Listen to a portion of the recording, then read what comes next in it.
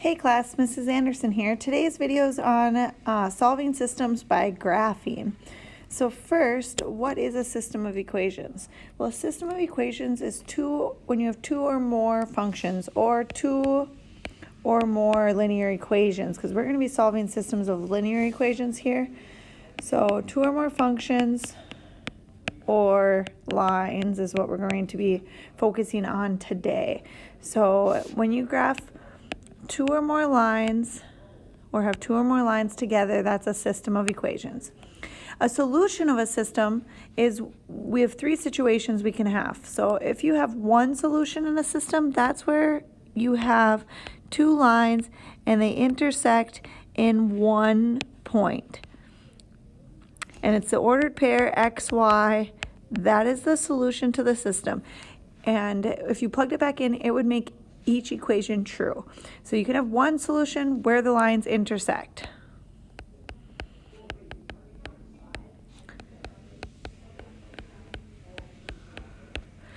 If you have no solution, that means the lines never intersect. So that means you have parallel lines. So parallel lines are no solution.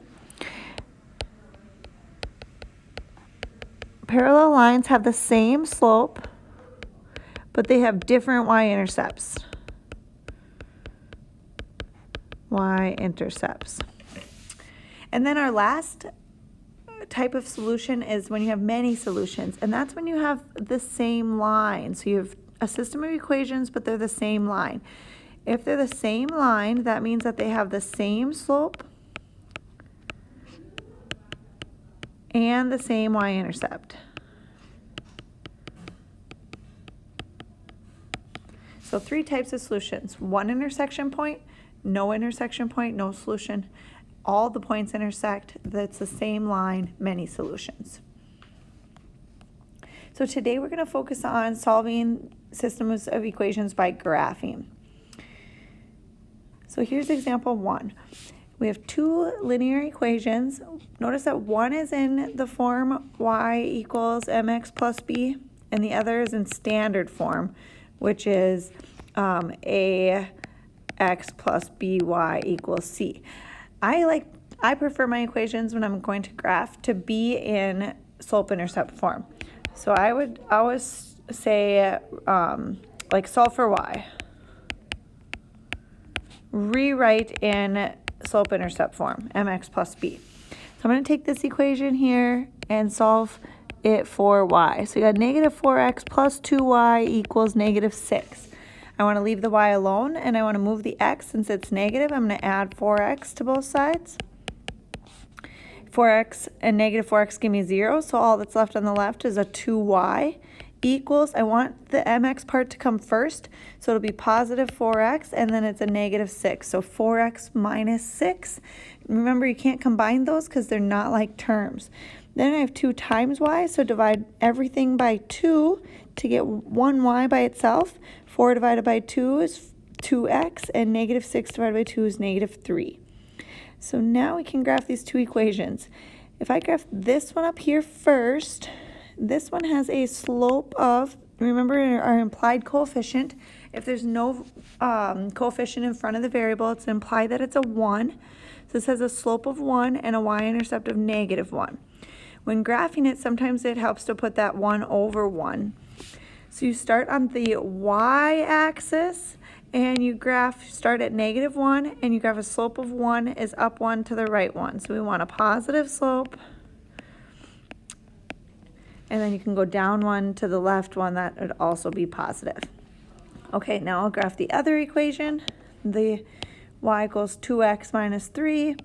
This one has a slope of 2 or 2 over 1 and a y-intercept of negative 3. So again, we have to start on the y-axis at negative 3. So you go down 3 from the origin. And then a slope of positive 2 will be up 2 to the right 1, up 2 to the right 1. And that's where my intersection point is actually. So I can stop, I can draw my lines. And hopefully you can see that these points intersect right here at this intersection point, which is the ordered pair 2, 1. So remember, ordered pairs are x, y. So to the right 2 and up 1 would be the ordered pair 2, 1. And this is a solution to the system because it's where the lines intersect, but it's also what makes the equation true. If I go back and plug in 2 for x and 1 for y, you're going to get -8 plus 2, which equals -6, which is what my equation equaled there. And the other one, if I plugged in 1 for y and 2 for x, you can see that that is also true. 1 equals 2 minus 1. So it is a solution to my equation because it makes both the equations true, and it's where the lines intersect. Okay, these ones are already in the form mx plus b, so I just need to identify the slope for each and graph it in the y-intercept. So remember, this is an implied coefficient, so a slope of 1 or 1 over 1, y-intercept of 5. So starting at +5 for that line and positive slope of 1, up 1 to the right 1, up 1 to the right 1. And then here the second equation has a slope of -4 or -4 over 1 and a y-intercept of 0. Since there is no plus b part, that means our y-intercept is 0. So that means we start at the origin this time, and then a slope of -4 is going to be up 4 to the left 1 or down 4 to the right 1. So it's a very steep slope there. And then you can see these two intersect right at this point, which is the point -1, +4. Okay, we keep going here. Notice that this one is not in slope-intercept form, so I'm going to solve for y. Oh, it looks like I'm going to have to hurry up here. 4y equals -5x plus 7. Then divide by 4. I'm going to leave my slope as -5/4 because I like my slope as rise over run. And then 7/4, that's 1.75. That might be easier to graph. So this is my one line, here's my other line. Notice right away that my slope is both -5/4, and then I have one y-intercept of 4 and one y-intercept of 1.7. So I actually have the same slope but different y-intercepts.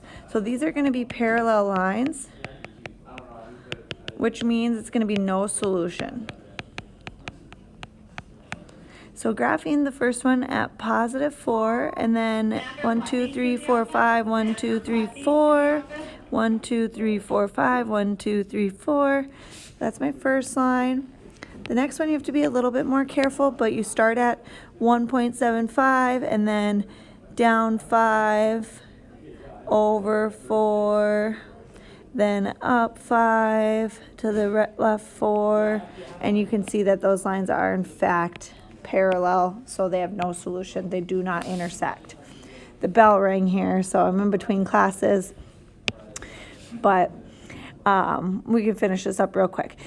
The solution to this equation here, or the solution to this example, this one, notice it's not in y mx plus b, but you could rewrite it as -1/4 x minus 1, and then notice the second equation is -1/4 x minus 1. So really I just reversed the x and put it in the other order. Now hopefully you can see that they have the same slope and they have the same y-intercept, which means that they are the same line. So it would be many solutions, infinitely many solutions. So at -1, slope of up 1 to the right 4, down 1 to the right 4. And they would look like that, both of them. Okay, so I'm out of time for my last example, but I do have it finished in the notes. So go ahead and read through it. I think it's pretty self-explanatory if you read through the written notes. Thanks for watching.